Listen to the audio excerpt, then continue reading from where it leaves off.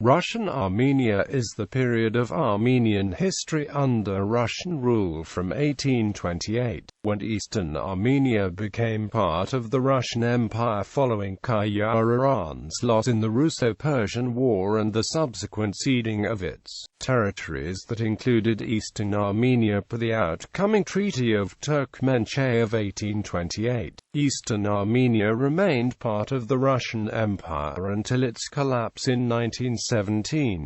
Background: for hundreds of years, the inhabitants of Eastern Armenia lived under the rule of successive Iranian empires. Starting from the early 16th century up to 1828, Eastern Armenia was ruled by the Iranian Safavid, Afsharid, and Qajar dynasties. Subsequent wars between the Ottoman and Safavid empires led to the destruction of many of the Armenian towns, and made Armenian life difficult. Added to this, the Christian Armenians were dhimmi subjects under Muslim rulers, whether Ottomans and Persians. In 1678, the Armenian leadership secretly conducted a congress in Etchmiadzin, and decided that Armenia had to be liberated from foreign domination. At this stage, the Armenians were unable to fight against two empires at once, so they searched for help from abroad. Israel Ori, an Armenian native of Karabakh, son of an Armenian Meliki prince, searched for help in many of the European capitals. Israel Ori died in 1711, without seeing the Armenian dream realized. In 1722, the Tsar of Russia, Peter the Great, declared war against the Safavid Iranians, who were at the time in heavy decline. Georgians and Karabakh's Armenians helped the Russians by rebelling against Safavid rule. David Beck commanded the rebellion for 6 years, until he died in the battlefield.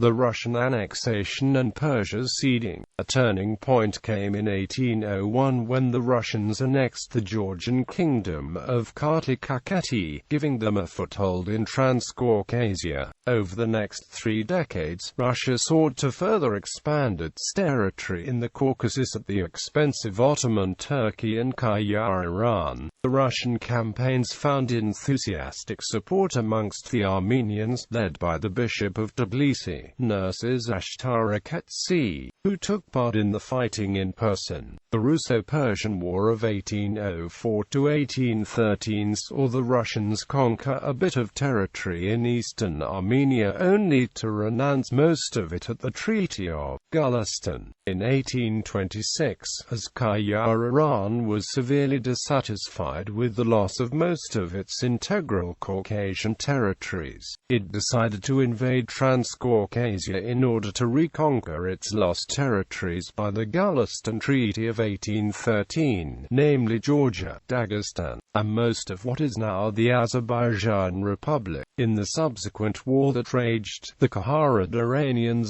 suffered an even bigger disaster, as Russia occupied as far as Tabriz in mainland Iran. At the end of the war, in 1828, with the Treaty of Turkmenchay, Iran was forced to cede its territories comprising the Yerevan Khanate, the Nakhichevan Khanate, as well as the remainder of the Republic of Azerbaijan that had not been ceded forcefully in 1813.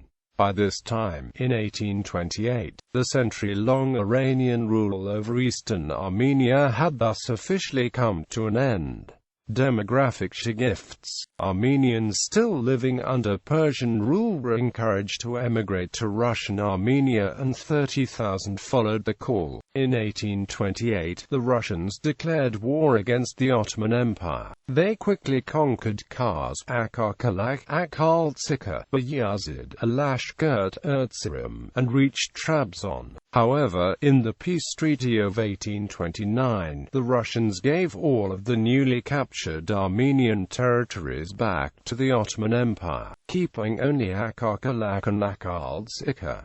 There was another wave of immigration as 25,000 Ottoman Armenians moved to Russian Armenia. Tens of thousands of Muslims also left for Qajar Persia of the neighboring Ottoman Empire. enabling Christians to become the majority in Eastern Armenia, where they made up only a small percentage of the population until then. Regarding the significant demographic shifts that took place with the resettlement of Persian Armenians and Caucasian Muslims in the recently, irrevocably lost Iranian territories, the Armenian-American historian George Bornushin gives a summary of the ethnic makeup after those events. After the incorporation of the Yerevan Khanate into the Russian Empire following the Treaty of Turkmenchay of 1828, Muslim majority of the area gradually changed. At first, the Armenians who were left captive were encouraged to return, as a result of which an estimated 57,000 Armenian refugees from Persia returned to the territory of the Yerevan Khanates after 1828, while about 35,000 Muslims, our total population of over 100,000, left the region.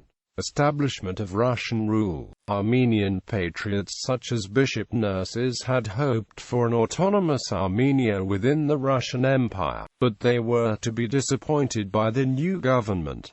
Tsar Nicholas and his governor in Transcaucasia, Ivan Paskovich, had other plans. They wanted the Russian Empire to be a centralized state, and when Nurses complained, he was soon sent to Bessarabia, far away from the Caucasus region. In 1836, a regulation, the Polozhenie, was enacted by the Russian government that greatly reduced the political powers of the Armenian religious leadership, including that of the Catholicos, while preserving the autonomy of the Armenian Church. After 1836, in accordance with the new regulation, the Catholicos of Etchmiadzin was to be elected in congresses in Etchmiadzin, in which religious and non-religious dignitaries would participate. The Tsar would have a last word in the choice of the Catholicos. Armenians greatly profited from the fact that the Catholicosate retained the authority to open schools. Notable ones are Moscow's Lazarian, Tiflis's Neocessian schools. Moreover, the Catholicosate opened printing houses and encouraged the publication of Armenian newspapers. Armenians within the Russian Empire. A significant number of Armenians were already living in the Russian Empire before the 1820s. After the destruction of the last remaining independent Armenian states in the Middle Ages, the nobility disintegrated, leaving Armenian society composed of a mass of peasants plus a middle class who were either craftsmen or merchants. Such Armenians were to be found in most towns of Transcaucasia. Indeed, at the beginning of the 19th century they formed the majority of the population in cities such as Tbilisi. Armenian merchants conducted the trade across the world, and many had set up base within Russia. In 1778, Catherine the Great invited Armenian merchants from the Crimea to Russia, and they established a settlement at Nornakhichevan near Rostov-on-Don. The Russian ruling classes welcomed the Armenians' entrepreneurial skills as a boost to the economy, but they also regarded them with some suspicion. The image of the Armenian as a wily merchant was already widespread. Russian nobles derived their income from their estates worked by serfs, and, with their aristocratic distaste for engaging in business, they had little understanding or sympathy for the way of life of mercantile Armenians. Nevertheless, middle-class Armenians prospered under Russian rule, and they were the first to seize the new opportunities and transform themselves into a prosperous bourgeoisie when capitalism and industrialization came to Transcaucasia in the later half of the 19th century. The Armenians were much more skilled at adapting to the new economic circumstances than the neighbors in Transcaucasia, the Georgians and the Azeris. They became the most powerful element in the municipal life of Tbilisi, the city regarded by Georgians as the capital, and in the late 19th century century they began to buy up the lands of the Georgian nobility, who had gone into decline after the emancipation of the serfs. Armenian entrepreneurs were quick to exploit the oil boom which began in Transcaucasia in the 1870s, having large investments in the oil fields in Baku in Azerbaijan and the refineries of Batumi on the Black Sea coast. All this meant that the tensions between Armenians, Georgians and Azeris in Russian Transcaucasia were not simply ethnic or religious in nature but were due to social and economic factors too. Nevertheless, in spite of the popular image of the typical Armenian as a successful businessman, at the end of the 19th century 80% of Russian Armenians were still peasants working the land. Russian rule until 1877. Relations between the Russian authorities and the new Armenian subjects did not begin smoothly. Since Armenia was on Russia's front line against the rival empires of the Ottomans and Persians, it was initially treated as a military zone. Until 1840, Russian Armenia was a separate administrative unit, the Armenian Oblast, but it was then merged into other Transcaucasian provinces with no regard to its national identity. Things improved when Nurses Ashtarakatsi was recalled from Bessarabia and made Catholicos of the Armenian Church in 1843.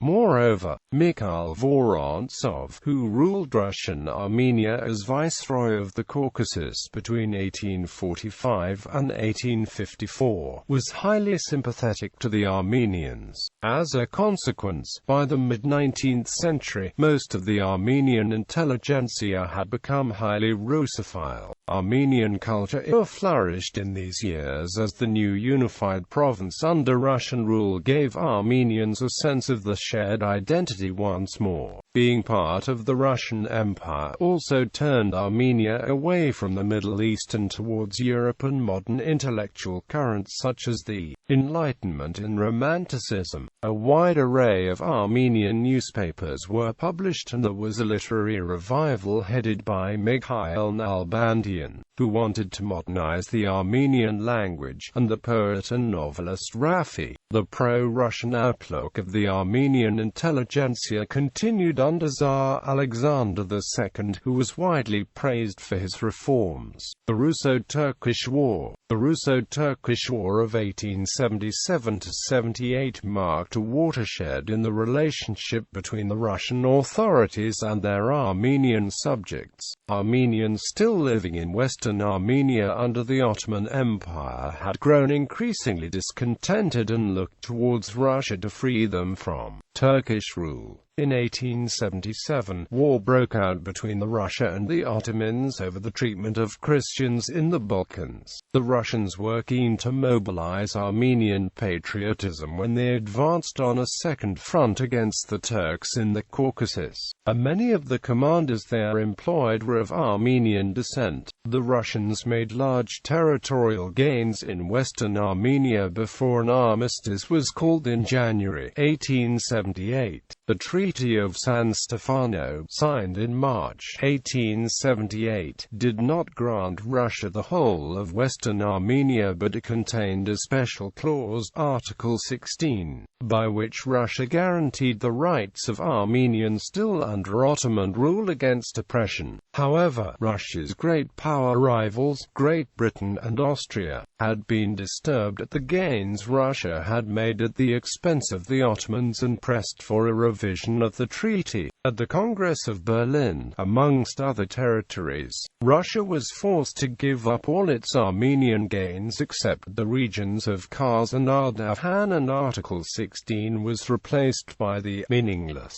Article 61, which stated that reforms need only be carried out in the Ottoman Armenian provinces after the Russian army had withdrawn. The reign of Alexander III (1881–1894). After the assassination of the reform-minded Tsar Alexander II in 1881, the attitude of the Russian authorities towards the national minorities of the empire changed dramatically. The new Tsar Alexander III was ultra-conservative in outlook and wanted to create a highly centralized, autocratic state. He viewed any expression of a desire for increased freedom and autonomy by his subjects as evidence of rebellion. Russification. The last decades of the 19th century also saw a rise in Russian chauvinism, with non-Russians described in increasingly racist terms. Armenians came in for particular abuse in ways which often resembled anti-Semitism. The first sign of this was the new regime's dismissal of Alexander II's leading minister, the Armenian Count Lauris Melikov. Lauris Melikov was viewed as too liberal, but he was also labeled a frenzied Asiatic and not a true Russian patriot. The Russian authorities also began to be suspicious of Armenian economic dominance in Transcaucasia. Ironically, such suspicions of the Armenians, who were among the most Russophile of the Tsar's subjects, as an untrustworthy people prone to revolutionary conspiracy, led the Russians to introduce policies which produced the very thing they were aimed at preventing. As Armenians turned more and more towards new nationalist movements, Russification began in earnest in 1885, when the Viceroy of the Caucasus, Don Dukov Korzakov, ordered the closure of all Armenian parish schools and the replacement by Russian ones. Though the Armenian schools were reopened the following year, they were now subject to strict Tsarist control, and the use of the Armenian language was discouraged in favor of Russian. The Russians also began to persecute the Armenian Church, which had been separate from the Orthodox Church since the year 451.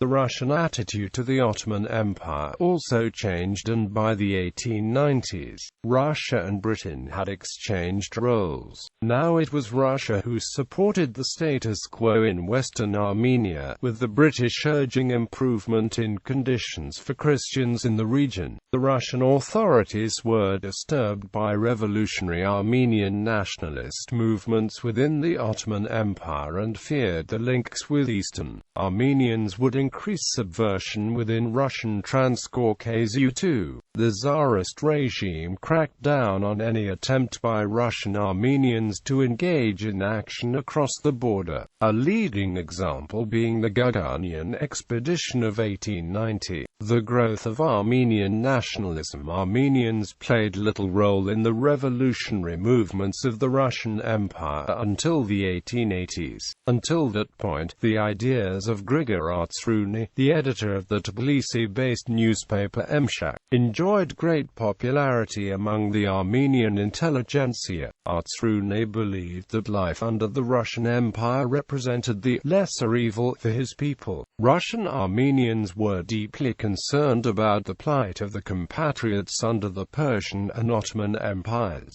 especially the peasants of Western Armenia, who were mostly ignored by Ottoman Armenian intellectuals far away in Istanbul and Smyrna. Tbilisi and Yerevan were much more obvious choices for a base for promoting revolutionary activity among Armenians in the Eastern Ottoman Empire. The importance of the unity of the Armenia, divided between three empires, ensured that Armenian political movements would have little in common with other political movements in the Russian Empire. The growth of Armenian nationalism was given impetus by the Russian authorities' anti-Armenian measures of the 1880s. In 1889, Christopher Mikhaelian founded the Young Armenia movement in Tbilisi. Its aims were carrying out reprisals against Kurds believed to be guilty of persecuting Armenians in the Ottoman Empire, as well as smuggling arms and encouraging guerrilla action. They also established links with a new Ottoman Armenian nationalist party, the Hunchaks. In 1890, Mikhailian and his colleague Simon Zavarian replaced Young Armenia with a new party, the Armenian Revolutionary Federation, usually known as the Dashnaks. The Dashnaks tried to get the Hunchaks to join them, but the two split in 1891, and rivalry between the parties would be a major feature of subsequent Armenian nationalism. Both parties were socialist in their economic programs. The primary focus of the Dashnaks was nationalism, however, and the chief concern was the fate of the Ottoman Armenians. They soon had branches in Russia, Persia and Turkey, and after the fragmentation of the Hunchaks in the mid-1890s, they became the dominant nationalist force in Russian Armenia. The reign of Nicholas II (1894–1917), Tsar Nicholas II, who came to the throne in 1894, continued his father's policy of Russification. Anti-Armenian feeling among the Georgians and Azeris of Transcaucasia was also on the rise, inflamed by the editor of the official newspaper Kavkaz, V.L. Velichko, who was an ardent Russian chauvinist. In 1897, Tsar Nicholas appointed the Armenophobic Grigory Sergeyevich Golitsyn as governor of Transcaucasia, and Armenian schools, cultural associations, newspapers and libraries were closed. Armenian nationalism as practiced by the Dashnaks, with the penchant for revolutionary violence and socialist economic policies, had at first had little appeal for the Armenian bourgeoisie, but Russian cultural repression gained them more sympathy. Russified middle-class Armenians began changing the names back to their Armenian form and engaged private tutors to teach the children the Armenian language. The Tsar's Russification program reached its peak with the decree of June 12, 1903 ordering the confiscation of the properties of the Armenian Church. The Catholicos of Armenia begged the Russians to overturn the decree, but when they refused, he turned to the Dashnaks.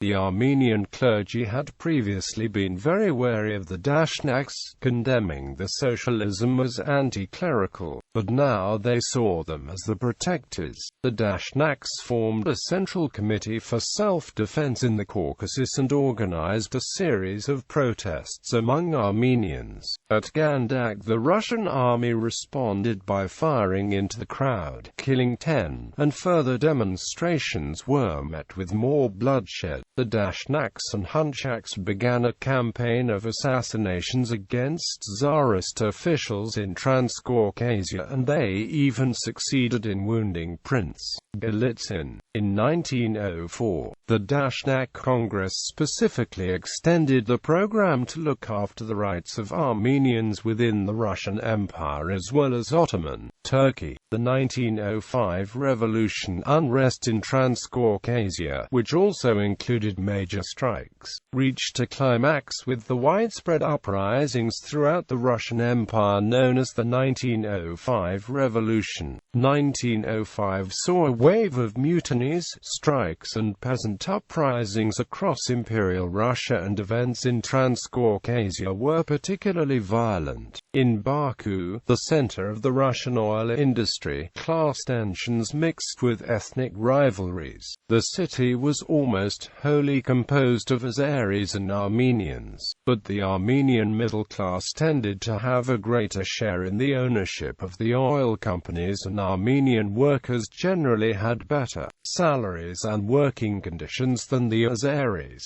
In December 1904, after a major strike was declared in Baku, the two communities began fighting each other on the streets, and the violence spread to the countryside. By the time it was over, an estimated 1,500 Armenians and 700 Azeris were dead. The events of 1905 convinced Tsar Nicholas that he must reverse his policies. He replaced Golitsyn with the Armenophobe governor Count Ilarion Ivanovich Vorontsov Dashkov and returned the property of the Armenian Church. Gradually order was restored and the Armenian Armenian bourgeoisie once more began to distance itself from the revolutionary nationalists. In January 1912, a total of 159 Armenians were charged with membership of an anti-revolutionary organization. During the revolution, Armenian revolutionaries were split into Old Dashnaks, allied with the Cadets, and Young Dashnaks, aligned with the SRs. To determine the position of Armenians, all forms of Armenian national movement put into trial. The entire Armenian intelligentsia, including writers, physicians, lawyers, bankers, and even merchants, on trial. When the Tribune finished its work, 64 charges were dropped and the rest were either imprisoned or exiled for varying periods.